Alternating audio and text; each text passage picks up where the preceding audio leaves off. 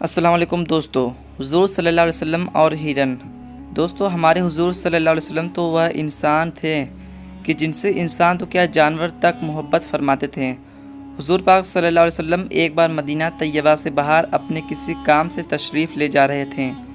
تھوڑی دور چلنے کے بعد اللہ کے رسول صلی اللہ علیہ وسلم کو اپنے پیچھے سے ایک آواز سنائی دی، اے اللہ کے رسول۔ اللہ کے رسول نے پیچھے مڑ کر دیکھا، لیکن وہاں تو کوئی بھی نہیں تھا۔ اللہ کے رسول صلی اللہ علیہ وسلم آگے بڑھنے لگے تو اچانک وہ آواز پھر سے آئی کہ اے اللہ کے رسول۔ آپ صلی اللہ علیہ وسلم نے پیچھے مڑ کر دیکھا تو وہاں تو کوئی بھی انسان نہیں تھا۔ اللہ کے رسول آگے چلنے لگے، لیکن وہ آواز پھر سے آئی کہ اے اللہ کے رسول۔ تو اس بار آپ صلی اللہ علیہ وسلم نے پوچھا، کون ہو تم؟ تو آواز ایک پتھر کے پیچھے سے آئی۔ اللہ کے رسول صلی اللہ علیہ وسلم اس پتھر کے پاس گئے تو دیکھا وہاں ایک ہرن بندھی ہوئی ہے۔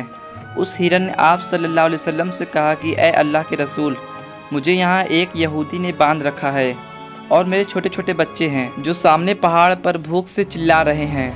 میں ایک ماں ہوں، اس لیے میں اپنے بچوں کا درد برداشت نہیں کر پا رہی ہوں۔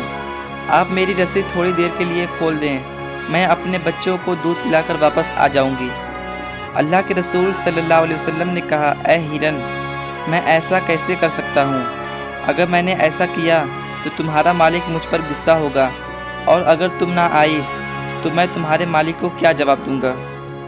ہرن نے کہا، اے اللہ کے رسول، مجھے اچھی طرح سے پتہ ہے کہ میں کسی سے وعدہ کر کے جا رہی ہوں۔ آپ صلی اللہ علیہ وسلم اللہ کے رسول ہیں۔ اگر میں نے آپ سے جھوٹ بولا اور وعدہ خلافی کی تو اللہ مجھے بہت سخت سزا دے گا۔ میں وعدہ کرتی ہوں کہ آپ مجھے کھول دیں، میں ابھی جلدی سے اپنے بچے کو دودھ پلا کر آ جاؤں گی۔ اللہ کے رسول نے کہا، ٹھیک ہے، لیکن جلدی آنا۔ اور پھر اللہ کے رسول صلی اللہ علیہ وسلم نے اس ہرن کی رسی کھول دی۔ وہ ہرن دوڑتی ہوئی پہاڑوں کی طرف چلی گئی۔ اتنی دیر میں وہاں وہ یہودی آ گیا اور اپنے ہرن کی رسی کھلی دیکھ کر اللہ کے رسول صلی اللہ علیہ وسلم پر غصہ ہونے لگا اور کہنے لگا کہ تم نے میرا ہرن کیوں کھولا؟ اللہ کے رسول نے اس سے کہا کہ بھائی، تھوڑا صبر رکھو، وہ ہرن مجھ سے کہہ کر گیا ہے کہ میں ابھی واپس آ رہی ہوں۔